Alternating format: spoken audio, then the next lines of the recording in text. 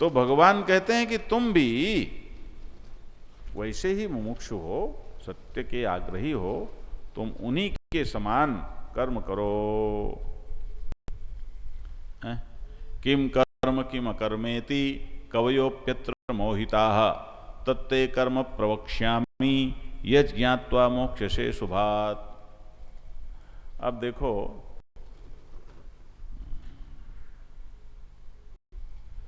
भगवान कहते हैं कि कर्म किम अकर्म किम इति, ये जो कर्म क्या है और अकर्म क्या है, इति यत्र कवयः अपि मोहिताः, इसमें तो महाराज बड़े बड़े कवि भी मोहित हैं। कवि का मतलब क्या हुआ?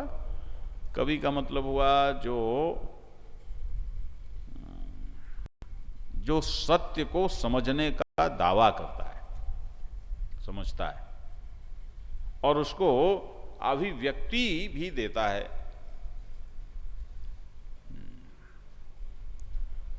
विद्वान, क्रांतिदर्शी।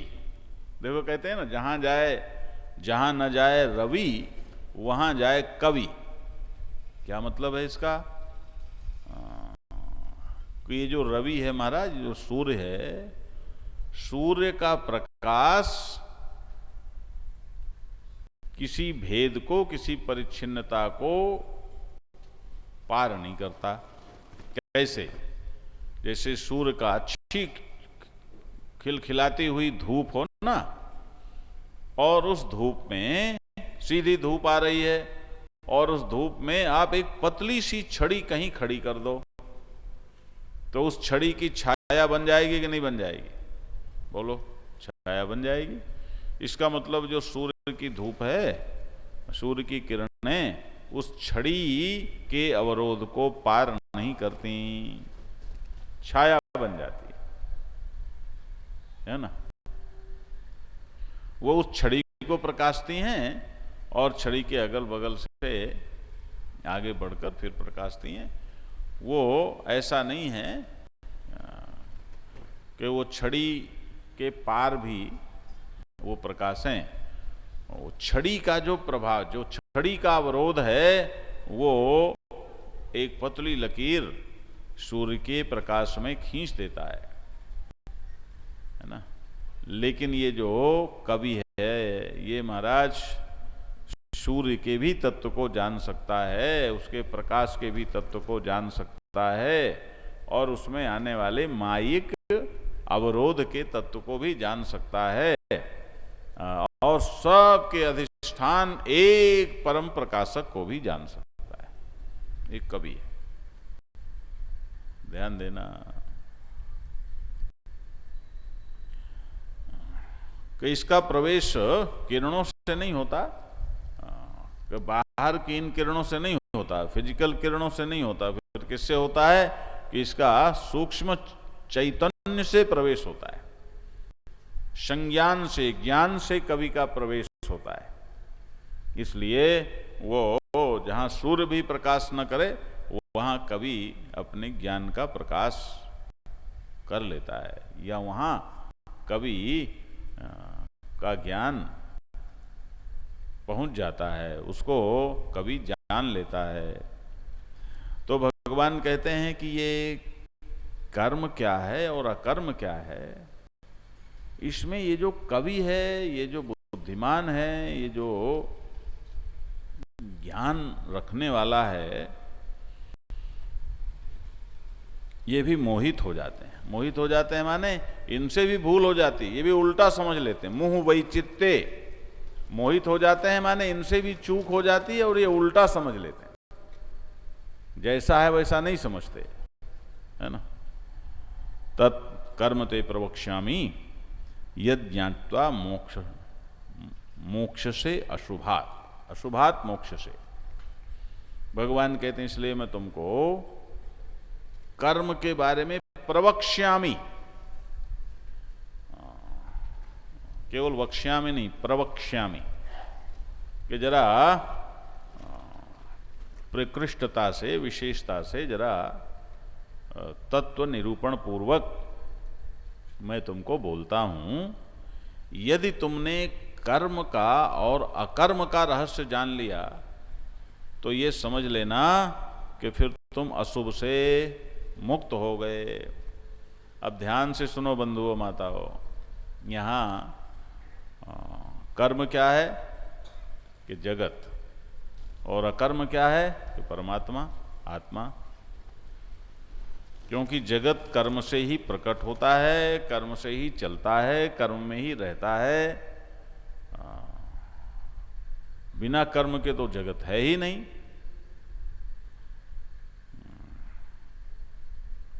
तो किम कर्म माने किम जगत, किम कर्म माने किम ब्रह्म। ब्रह्म में कर्म नहीं है, असंग है, अकर्म है। और मोक्ष से अशुभात, अशुभात मोक्ष से, अशुभ से मुक्त हो जाएगा। यानी तू अपने बंधन से, बांधने वाला जो ये जगत का खेल है, इस बंधन से मुक्त हो जाएगा, है ना। तो मैं तुझे जरा ये कर्म का रहस्य बताता हूं।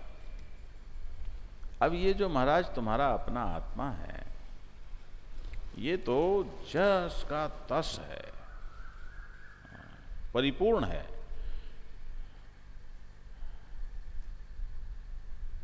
लेकिन फिर भी कर्म तो रहेगा। जगत में हो तो कर्म रहेगा ना, कर्म रहेगा। परंतु जगत में तुम जिस करके हो, जिस करके जगत है, वह जो सत्य है, वह सत्य अकर्म है, वो कर्म नहीं है। यही तो विलक्षणता है। इसीलिए तो गीता सुनना बहुत जरूरी है। बिना गीता सुने तो महाराज, बुरा माने तो मान जाएं लोग, जो गीता नहीं सुनेगा तो बेवकूफे रहेगा जिंदगी भर।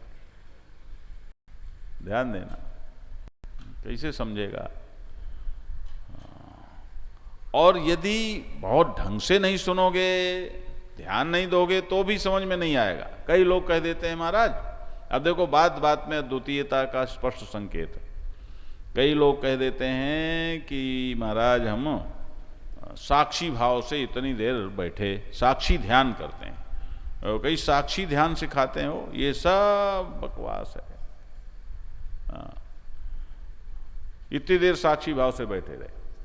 अरे भैया, साक्षी भाव से तुम बैठे तो रहे, लेकिन ये बताओ कि जिस समय तुम साक्षी भाव से बैठे थे, उस समय तुम्हारे साक्षी भाव में, साक्षी में यत् किंचित परिच्छिन्नता थी, व्यष्टित्व था, इंडिविजुअलिटी थी या नहीं थी?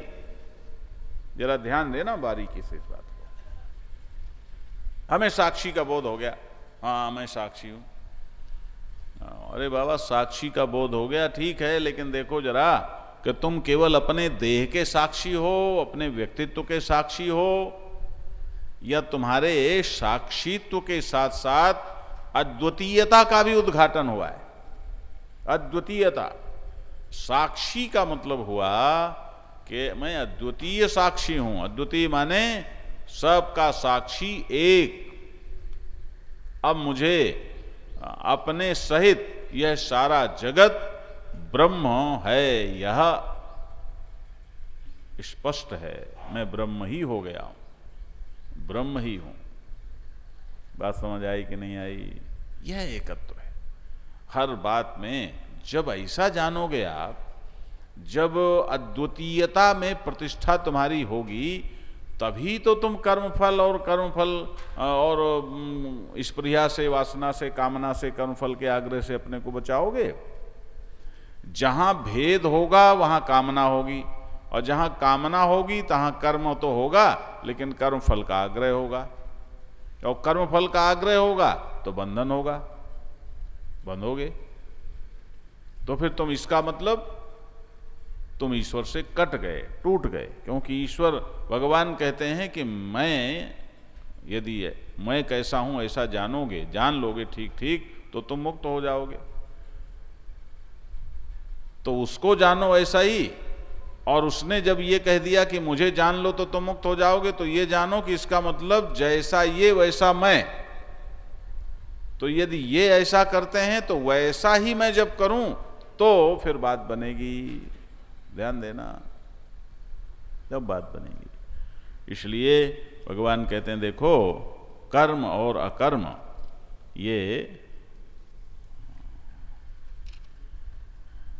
ये दोनों बहुत कठिन हैं।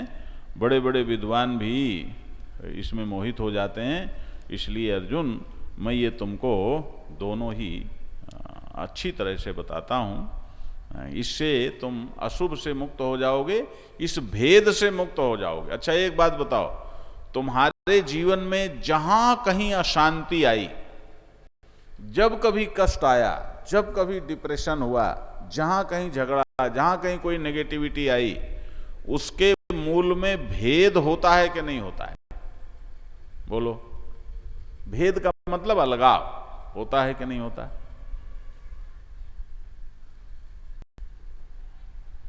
अच्छा, प्रेम में क्या होता है? प्रेम में अलगाव मिटता है। तो अलगाव मिटता, जितनी मात्रा में अलगाव मिटता है महाराज, उतनी मात्रा में ही प्रेम का अनुभव होता है। और देखो, विषय और विषयी का अलगाव मिटे तो सुख का अनुभव होता है। रसगुल्ला तुम्हारी जीभ में जाके घुले तो ही तुम्हें सुख का अनुभव होगा। यदि न घुले, एक सज्जन के यहां हम गए तो महाराज उस टेबल में नकली फल रखे थे, नकली। तो जो नकली फल रखे थे, तो एक बच्चा था, तो उसने एक अंगूर उठाया और मुंह में डाल लिया। और वो बड़ी देर तक उसको करता रहा, उसमें से कुछ रस ही नहीं निकला। अब उसमें रस निकलेगा, अब मुंह में रसगुल्ला जैसा, वो अंगूर जैसा दिखता है, अब उसको उठा करके मुंह में डाल लिया। अब यदि वो मुंह में डाला हुआ अंगूर जीभ से मिल करके मिटेगा नहीं, अब भेद नहीं मिटेगा, तो उससे सुख भी नहीं बनेगा। जबकि सुख आनंद का डुप्लीकेट है। ध्यान देना जरा, यही फिलॉसफी सब जगह काम करती है। अहंकार में अभेद हो, भावना में अभेद हो तो प्रेम है। तभी तो प्रेम है, नहीं तो प्रेम कैसे होगा? विषय विषयी में, इंद्रिय और विषय में, उसके ऑब्जेक्ट में अभेद हो तो सुख है। तो भगवान कहते हैं कि ये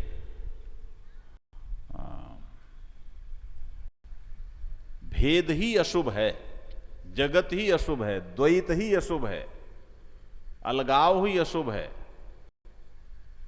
तुम सबसे अपने को जो काट करके रहते हो ना, अहंकार में खिचड़ी की तरह पकते रहते हो महाराज, मेरा ये बिगड़ गया, मेरा ये बन गया। अरे ठीक है, बनता बिगड़ता रहता है भाई, जैसा जैसा होता जाए वैसा वैसा करते जाओ।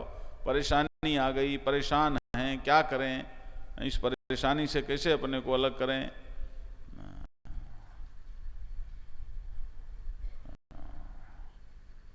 तो भगवान कहते हैं कि ये परेशानी अपनी जगह रहती है कि कर्म और अकर्म, इन दोनों चीजों को जरा समझो तो बात तुम्हें समझ में आ जाएगी। भगवान कहते हैं कर्मणो ह्यपि बोद्धव्यम, बोद्धव्यम च विकर्मणः, अकर्मणश्च बोद्धव्यम, गहना कर्मणो गति ही। अब एक बात और ले आए, कर्मणः अपि बोद्धव्यम च अकर्मणः बोद्धव्यम च विकर्मणः बोद्धव्यम।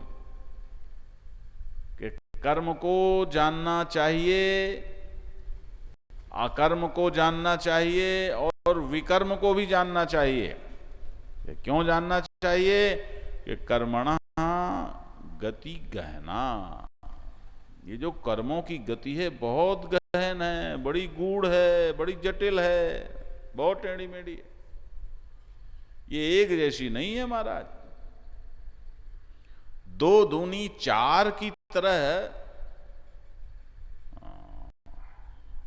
वैसे तो कर्म और कर्म का फल 2 दूनी 4 की तरह ही है, गणितीय है बिल्कुल, लेकिन महाराज वो बहुत सूक्ष्म है, बहुत सूक्ष्म है। अब सपोज करो कि नंबर 2 का पैसा है, ऐसा धन जिस धन में किसी का पुरुषार्थ नहीं है, पुरुषार्थ नहीं, ऐसा भी धन होता है। अब उस धन का उपयोग होगा तो उस धन का जो फल बनेगा उस फल में किसी का कर्तृत्व तो होगा नहीं, तो बोलो वो फल कहां जाएगा, कहां जाएगा? क्यों? आप कर्म करो, खूब कर्म करो महाराज, और यदि कर्म करने में कर्तृत्व ना हो, मैंने किया बस, इसमें हस्ताक्षर मत करो, और देखो कर्मफल तुम्हें बांधता है क्या? कभी नहीं बांध पाएगा। तो कहीं तुमने चिट्ठी भेज दी और अपना साइन नहीं किया तो कैसे फंसोगे?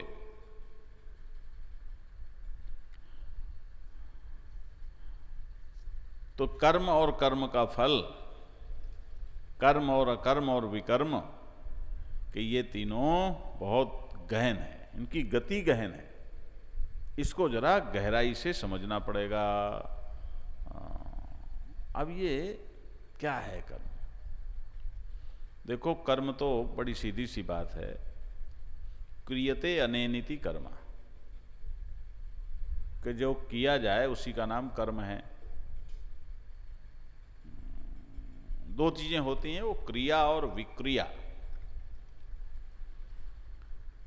जैसे कोई चीज, कोई फल रखा है, रखे रखे सड़ जाए तो उसको विक्रिया बोलते हैं, और जैसे उस फल को यहां से उठा के वहां रख दिया, उस फल को खेत जोत बो के पैदा किया, वो विक्रिया है, नहीं वो क्रिया है। और अपने आप सड़ जाना वो विक्रिया है। तो जहां क्रिया होती है, जहां कर्ता होता है, जहां कर्तृत्व होता है, क्रिया होती है और भोक्तृत्व होता है, जहां कुछ उत्पादन होता है, जहां कुछ बनता मिटता है, उसको कर्म बोलते हैं। लेकिन ये तो कर्म का एक फिजिकल स्वरूप हुआ।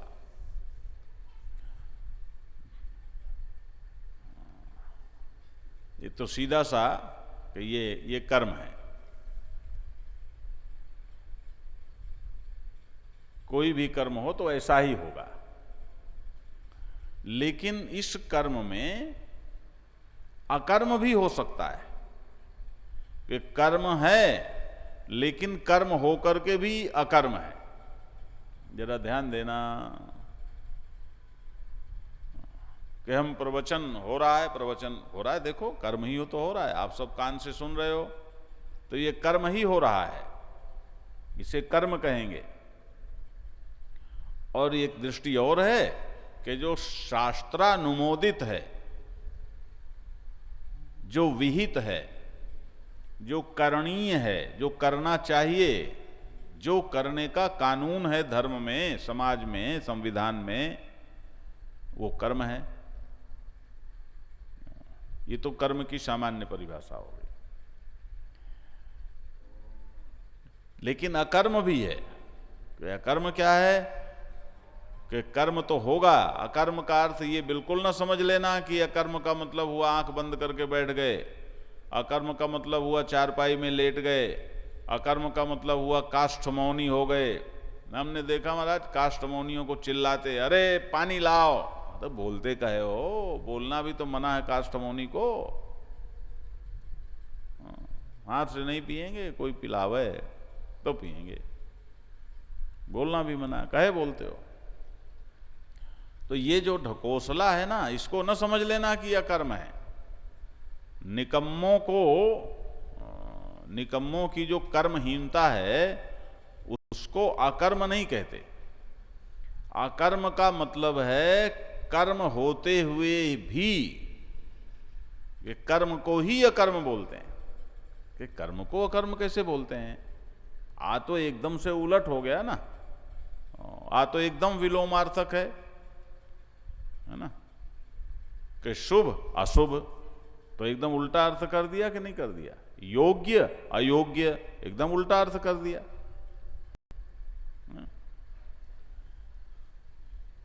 तो ये कर्म होते हुए भी अकर्म कैसे? कर्म होते हुए भी अकर्म ऐसे है कि कर्म तो है स्वरूप से, किया भी गया, उसका असर भी पड़ा, लेकिन उस कर्म में एक चीज नहीं है, या कहो दो चीजें नहीं है, कि पहले एक क्या कि उसमें फांसने की, फंसाने की क्षमता खत्म हो गई। कर्म तो हुआ, बोला गया, प्रवचन हो रहा है, बोला गया, अब ये प्रवचन आप सुन रहे हो, आप पर असर भी पड़ रहा है, ये कर्म हो रहा है। कि यह कर्म कैसे हो सकता है? कि अकर्म ऐसे हो सकता है कि जब ये कर्म तो हो, बोला तो जाए, लेकिन इस कर्म का प्रभाव भी पड़े, परंतु वो फंसा न सके। ध्यान देना, फंसा न सके, बांध न सके। कि इस कर्म के फल से कर्म करने वाला मुक्त बना रहे। ध्यान देना कि उसके अंदर इसका कोई धब्बा ना लगे, इसका इससे कोई लेप ना लगे, कोई बंधन ना उसको हो कि अरे मैंने ये कर्म कर दिया, अब तो मुझे ये भोगना ही पड़ेगा, भोक्तृत्व ना हो। अच्छा, उसको अकर्म कहेंगे। तो भोक्तृत्व कैसे नहीं होगा? कि भाई एक चीज फिर और जरा ध्यान में लानी पड़ेगी कि भोक्तृत्व किसी भी कर्म में तभी नहीं होगा जब उस कर्म को करने वाले के अंदर कर्तृत्वाभिमान नहीं होगा। मैंने किया, इस प्रकार का अभिमान नहीं होगा, है ना, तभी संभव है कि वो कर्म होकर के भी अकर्म हो जाए। अब आप सोचो कि इसमें परमार्थ क्या है, इसमें सच क्या है, इसमें स्वाभाविक क्या है, इसमें जो होना चाहिए वो क्या है? कि कर्तृत्व, कर्म और भोक्तृत्व, कि कर्तृत्व, कर्म, क्रिया, उसका प्रभाव, फल, और फिर भोक्तृत्व, कि ये होना चाहिए या ना कर्तृत्व ना भोक्तृत्व, लेकिन कर्म, क्रिया, कर्म, प्रभाव ये होना चाहिए। अब चाहिए से जरा जोड़ो कि स्वाभाविक क्या है, होना क्या चाहिए, ठीक क्या है? कर्म ठीक है, वह कर्म ठीक है जो हमें फंसाता है, या वो कर्म ठीक है जो हमें फंसाता नहीं है? ध्यान देना कि जगत में स्वाभाविक क्या देखा जाता है? कि भाई स्वाभाविक तो यही देखा जाता है कि सभी कर्म करते हैं और अपने अपने कर्मों से सभी फंसे बैठे हैं। निज कृत कर्म भोग सब भ्राता, को न काहु सुख दुख कर दाता, निज कृत कर्म भोग सब भ्राता। सब अपने अपने कर्मों के भोग में और सब इधर उधर दौड़ रहे हैं, फंसे बैठे हैं महाराज। कोई यहाँ आता है, कोई वहां आता है, कोई रोता है, कोई हंसता है, कोई इधर जन्म लेता है, कोई उधर जन्म लेता है, कोई किसी पूंजीपति के यहाँ पैदा होता है और कोई किसी ऐसी जगह पैदा होता है कि उसे पैदा होने के बाद नारायण समतल भूमि भी खेलने के लिए नहीं मिलती। हमने देखा है महाराज, हमने देखा है बचपन में कि कोई गरीब माँ टोकनी में नवजात, लगभग नवजात शिशु को, महीने 2 महीने का बच्चा, नवजात ही माना जाएगा ना, उसको टोकनी में रख करके खेत में जाती है और खेत की मेड़ में वो टोकनी रख देती है।